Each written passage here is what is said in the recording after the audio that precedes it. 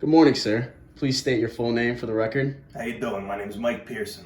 Thank you for being here today, Mr. Pearson. We are conducting this deposition in accordance with the laws and rules of the state of Florida. Understood. Mr. Pearson, I'd like to start by asking about your background.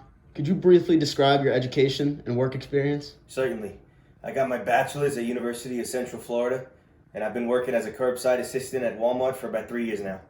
Thank you. Now, can you please describe your role and responsibilities as a curbside pickup attendant at Walmart?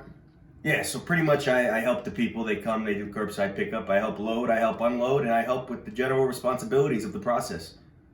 So on the day of the incident in question, Mr. Pearson, you were working as a curbside pickup attendant at the West Palm Beach Walmart Supercenter, correct? That's what I said.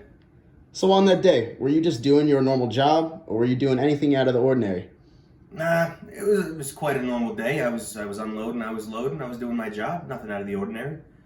Could you please describe the location of the curbside pickup area at the Walmart Supercenter where you were stationed on the day in question? Sure, it's at the front of the store, and it's just this little area specially designated for people to do their curbside pickup.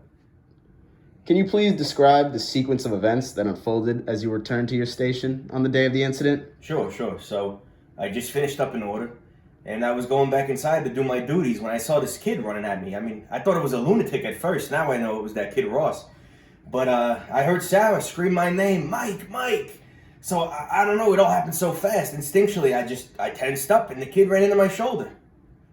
Now, Mr. Pearson, did you push Mr. Spector? Certainly not. I mean, like I said, it happened so fast. He ran into me. I mean, I tensed up.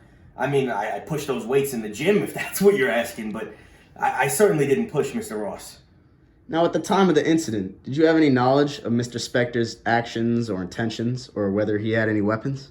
I wouldn't say that. I mean, I didn't know he was a shoplifter, and I didn't know if he had any weapons on him. I just saw Mr. Spector running at me like a lunatic, and like I said, I tensed up. It was quick. Mr. Pearson, did you have any prior interaction with Mr. Spector before the incident occurred? Prior interaction? I've never seen this guy before in my life. Forget about it. Now, could you please describe your initial reaction to the scream that you heard from inside the store? Oh yeah, the scream. I just heard the scream out of nowhere, and I kind of looked over, and it was my coworker Sarah. And you never know what to think when your coworker screams. I've never heard her scream like that before. But me being a big guy, they say when you get scared, fight, flight, or flex. And I flexed. I tensed up, and he ran into me. I didn't mean for him to get hurt. He was a little smaller than me, so he found out what happens when an unmovable force gets hit by a stoppable object. Now, following the incident, Mr. Pearson, were there any other employees or security personnel present in the immediate vicinity? Nah. I mean, it was quick, but it was just me out there.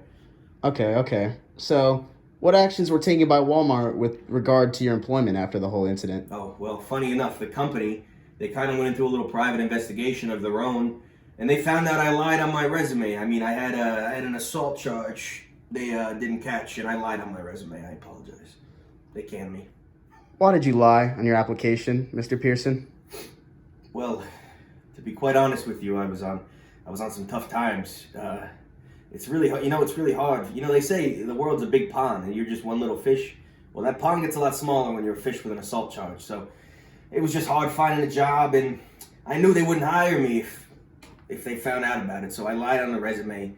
And I've been doing good work for 3 years. I mean, I do everything. I kiss my mom goodbye when I leave, and it's just I didn't mean for it to all end up like this.